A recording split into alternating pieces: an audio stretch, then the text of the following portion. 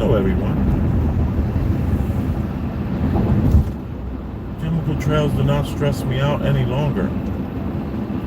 There was a time where the chemical trails really stressed me out to the point where I feel like I was at the point where I was losing family and friends. And I'm just looking because I just passed law enforcement, but it's a 55. I'm going about 57, so not a big deal. Chemical trails don't stress me out anymore, and we can thank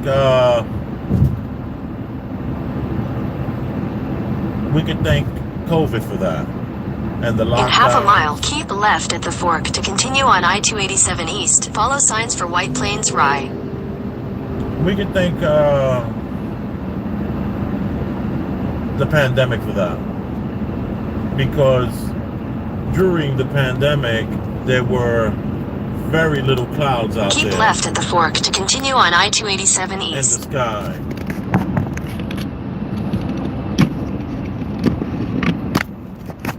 Continue for 5 miles.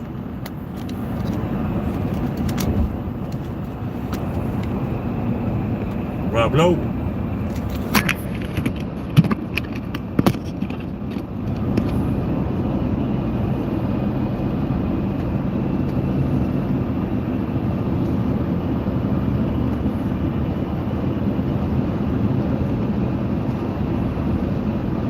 Yeah, like when I look up at these clouds, there was a point where I was so obsessed with the chemical trails that I actually lost a Facebook channel.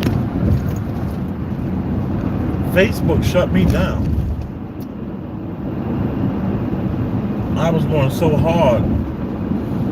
I was capturing planes, bumping all that stuff into the sky, and it was just like overwhelming. Trails were in like a 6-month period. We're talking about, there were times where during this during the lockdowns, like we're talking days and days and days and days and weeks, no chemical trails. And I started to not really question whether or not it was happening, whether or not it was calm trails versus chemical trails. I didn't have that that battle between the chemical versus calm trail at all. What it was I started to look at it differently, like possibly this has always been around. And I would argue, and I have argued in the past, that the chemical trails possibly are something that is a necessary element to our environment. Like without the chemical trails, could we survive? Could we? It's like a it's. In other words, I did start to feel that we were being terraformed, that the planet to some degree was being terraformed by all that, all the jargon that I heard, the strontium, the barium, all this stuff, all the aluminum in the sky, the planes are pumping out. But I had to, during the pandemic, I had to really take a step back and just really ponder on why there weren't any more chemical trails, knowing that it had nothing to do with the flight patterns and the lack of the flight patterns. Because one would argue that, there were no chemical trails because there were no planes flying, dude. What are you doing? I would argue that there were no chemical trails because there weren't enough people outside needing to believe in this reality that they're seeing in front of their faces. It's like, possibly these chemical trails are... In 2 miles, take exit AW for Bloomingdale Road. Some sort of way that they figured out to keep this reality going longer. Like, just imagine if our realities all have timelines. And for argument's sake, let's say 400 years. And there's these 400-year timelines. It could be 1,000 years, it could be 200 years, it could be 100 years. And there are these timelines, and we've figured out a way to extend our timeline. And a lot of that has to do with these chemical trails. What exactly are the planes dumping into the sky? If you hear the words strontium, barium, and aluminum, that means it's probably not that.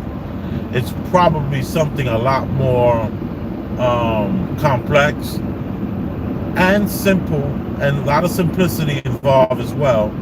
But as far as complex, our minds can't even understand it. Our minds can't really comprehend what's going on, and I would question whether or not the people doing it, those pilots that are doing it, whether or not they even understand, because we have to remember that these are military style planes.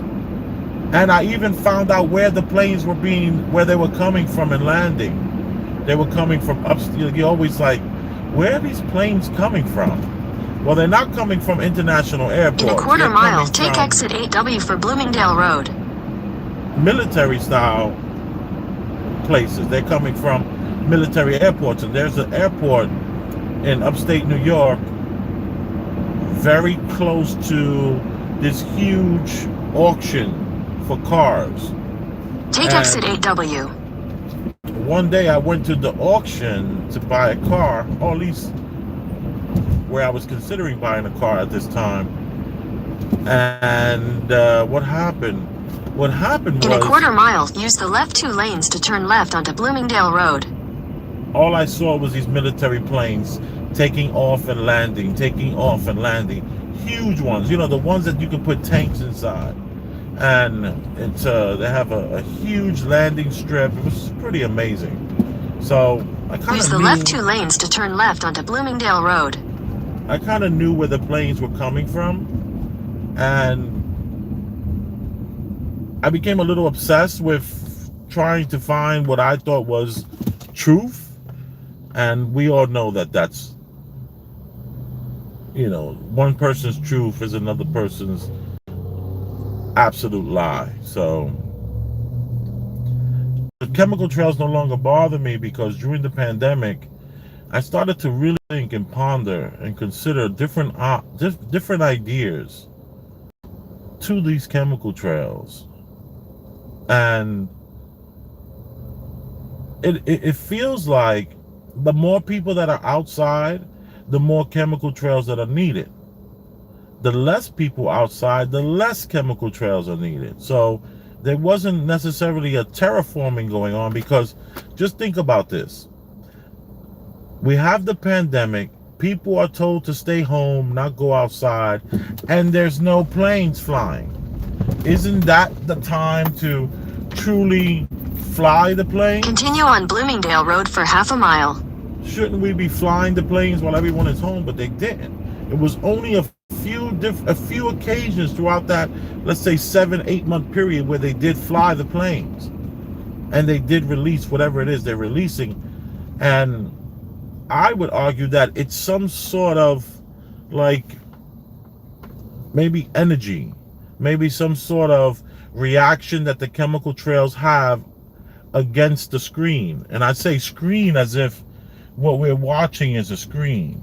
We're accepting what we're watching. We're agreeing to it. But I would say this screen, I feel like I'm all over the place, but I think everyone gets the point. It's not,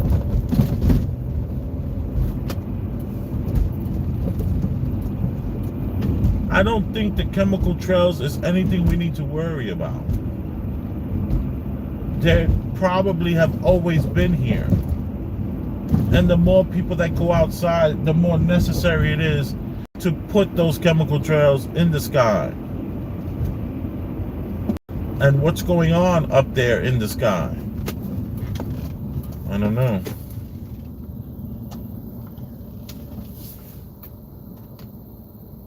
You are appreciated for checking out my little channel.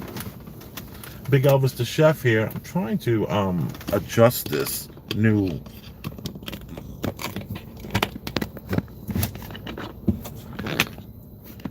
new mount that I have.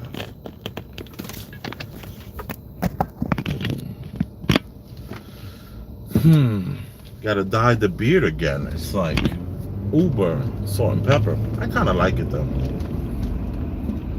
I'm supposed to be getting a haircut today. I scheduled an appointment for 3:30. So I'm not gonna get rid of all of it, but I'm gonna. In 1,000 feet, sharp right onto Mamaroneck Avenue.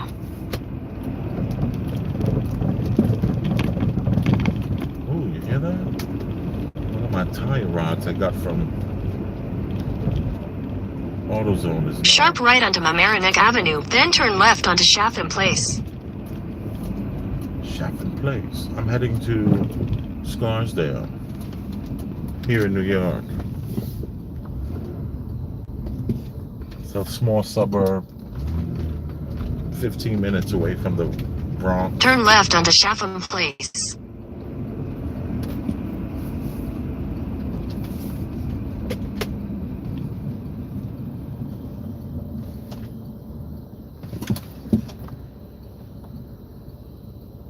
You know, I appreciate it for checking out my little channel over here. In 600 feet, turn left onto Old Mamaroneck Road. I just don't think the chemical trails are sinister. Turn left onto Old Mamaroneck Road. As sinister as we would have first thought or imagined.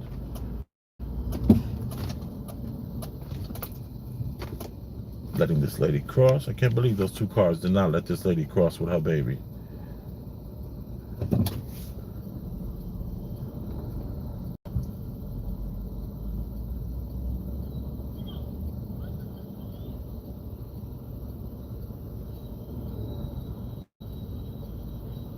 I'm waiting.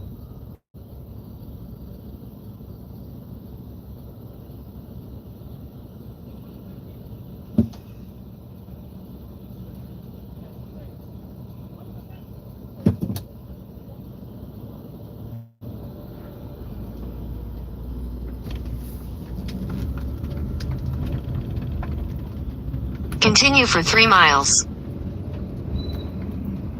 Yeah, this is my new Rollick.